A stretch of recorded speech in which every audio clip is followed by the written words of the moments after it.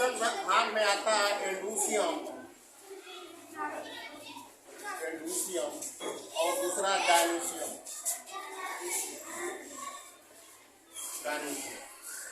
इसमें आता है इपिकैलिक्स, दूसरा कैलिक्स, तीसरा कोरोला।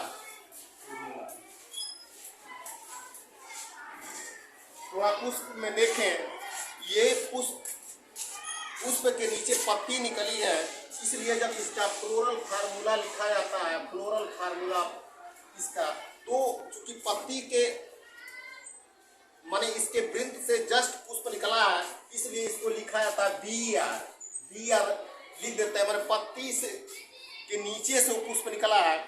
और यदि पत्ती नहीं लगी है, पुष्प बिना पत्ती का निकला है, तो उसको EBR लिखते हैं, EBR। यानी इसको इंग्लिश में कहते हैं ब्रैक्टिएट और ई ब्रैक्टिएट।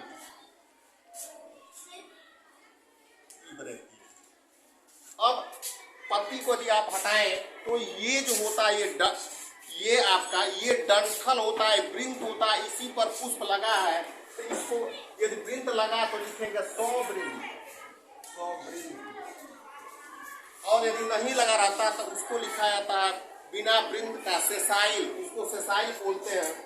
अब जो पुष्प का अनावश्यक भाग है, तो ये जो है आपका सबसे नीचे वाला इसको कहते हैं इपिकैलिक्स। इसको गिन लिया जाता है अनुबाह्य दल 1 2 3 4 5 6। तो इपिकैलिक्स ये पुष्प के अनावश्यक भाग है, ये निषेचन क्रिया में भाग नहीं लेते, गिन करके लिख दिया जाता है। इसमें 6 था तो 6 हम लिख देंगे कि इपिकैलिक्स कितना है, अनुबाह्य दल 6 है, 6 अनुबाह्य दल है। जब इसको आप हटाएंगे तो ये पोर्शन, नीचे वाला पोर्शन, ये जो है आपका, इसको कैलिक्स कहते हैं। और कैलिक्स में ये एक पार्ट इसका है, उसको सेपल्स बोला जाता है। इसकी इकाई क्या होती है, सेपल्स होती है,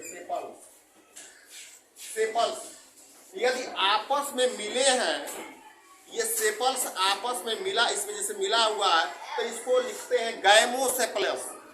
जब इसका फ्लोरल फार्मूला लिखेंगे तो कैलिक्स लिख करके इसको गिन लिया जाता है कितना है। जैसे मान लीजिए 1 है, 2 है, 3 है, 4 है, 5 6 है, तो 6 क्या है, आपस में मिले हैं और हरे, तो इसको 6 लिख दीजिए। और आपस में इस प्रकार यदि हम लिख देंगे, इसका मतलब क्या है, कैलिक्स आपस माने सेपल्स आपस में क्या मिले हैं। चूंकि हरे रंग के हैं, तो हरे रंग के वजह से इसमें क्लोरोफिल है, ये प्रकाश संश्लेषण में भाग लेते हैं। जब इसको यदि आप हटाएं, कैलिक्स को हटाया जाए, तो ये पोर्शन करोला होता है, इसको करोला कहते हैं।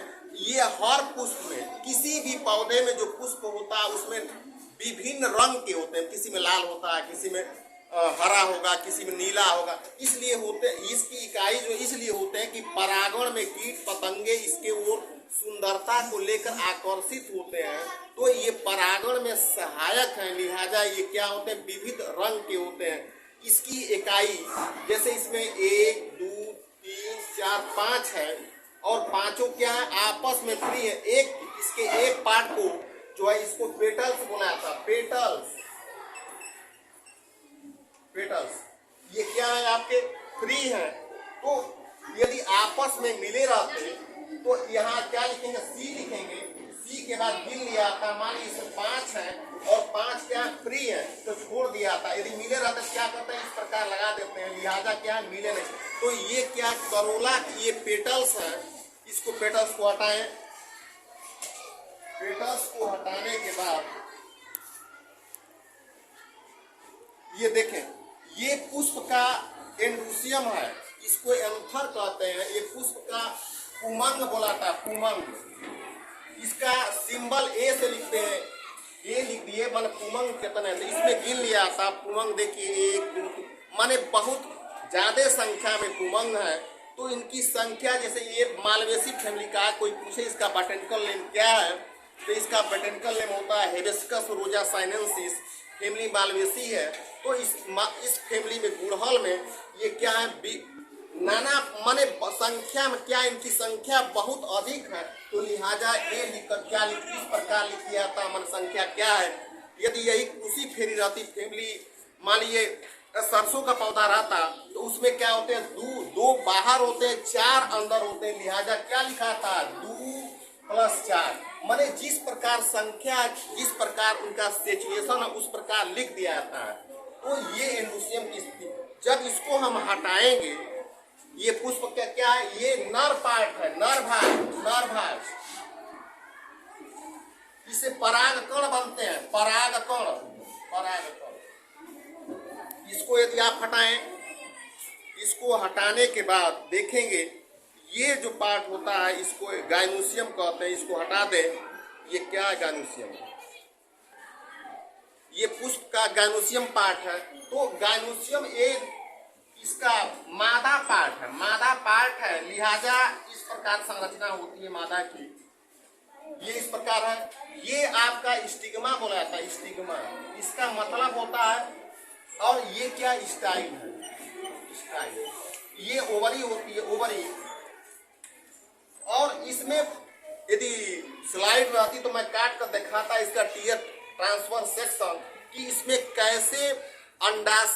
कैसे अंडे लगे हैं, उनको संख्या कोष्ठक को गिन कर लिख दिया था। लिहाजा क्या है, इसमें आप देखेंगे ये पुष्प के सारे भाग इससे ऊपर थे, माने ये पुष्पाक्ष है, पुष्पाक्ष के ऊपर लगे हैं, लिहाजा फैमिली क्या सुपीरियर बोली जाती है, ओवरी क्या सुपीरियर है।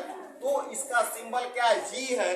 कोष्ठकों को गिन करके कोई काट करके देखा जाता है, मान ली इसमें 5 भाग है, 5 गिन ले, और पुष्प के सारे पार्ट जो है इसके ऊपर लगे हैं, लिहाजा फैमिली क्या सुपीरियर है। यदि यही पार्ट अभी जो काट के हटा दिए हैं, ये इसके ऊपर से लग रहा थे तो ओवरी इन्फीरियर बोली जाती है।